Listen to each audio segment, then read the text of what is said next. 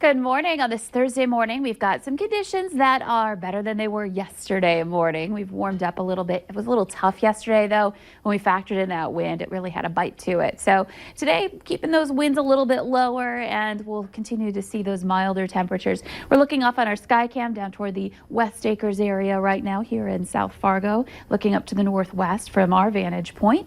And conditions are looking pretty good. It's quiet. It is a little chilly still. We're looking at some numbers in the single digits and teens, but at least it's above zero in most areas. The one exception is in Bemidji. We're actually up 2 degrees now there at 3 below. It's 0 in Wadena. Fargo's at 6, and it's 12 in Grand Forks. And Gwinner, pretty mild at 23 degrees. And this is especially mild compared to yesterday at this time. So looking back, this is our 24-hour temperature change map. So we're looking at these numbers here are the difference between how cold we were yesterday and now. So we are 29 degrees warmer currently in Baudette than we were yesterday morning, 24 in Park Rapids, and all of us showing some positive numbers here. So we're all warmer than the way we started yesterday, except for down in Aberdeen. We're down a couple of degrees there. So here's a look at our wind speeds, very light. We've got calm conditions in Fargo and over toward the east, Lakes Country as well. If we do have some wind, it's out of the north. So a little setback in the warm up. We just kind of hold steady here for the next couple of days as far as temperatures are concerned, but we're not really seeing those numbers go down here. And looking at our wind chills, they're down in some spots, down to 6 below in Roseau. It feels like 3 below in Grand Forks. 6 above your wind chill in Fargo. That's actually the air temperature. The air's calm, so that's how it feels without any wind factored in. And visibility is down in Detroit Lakes. We're at 1/2 or 5 miles there, and then out to the west, seeing some lowering, slight lowering there.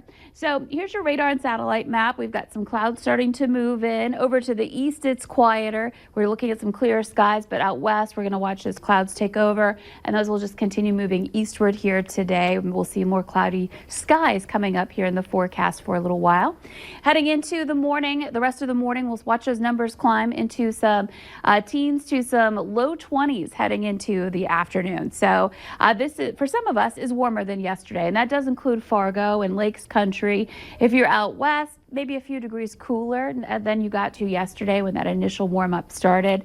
And all of us, again, into the teens, at least above zero to the low to mid-20s for your highs today. That wind will generally be north or northeasterly here as we continue through our Thursday. Heading into this evening, with those clouds taking over, we'll see some temperatures that are going to be kind of holding steady into the late night hours tonight. This is 11 o'clock. We're in the teens at that point.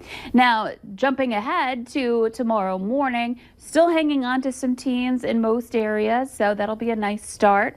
We'll have some of those clouds still hanging around, and then as we continue on through the day, we'll see more of that sunshine developing in the afternoon hours for us, especially in eastern North Dakota. It might take a little while for those clouds to move on in the eastern part of our viewing area in northwest Minnesota. Temperatures similar to today, some teens in some spots, some 20s in others here, so just kind of holding steady again for the next couple of days in your forecast, but in comparison, warmer than we've been. And we'll add to that as we move into the weekend.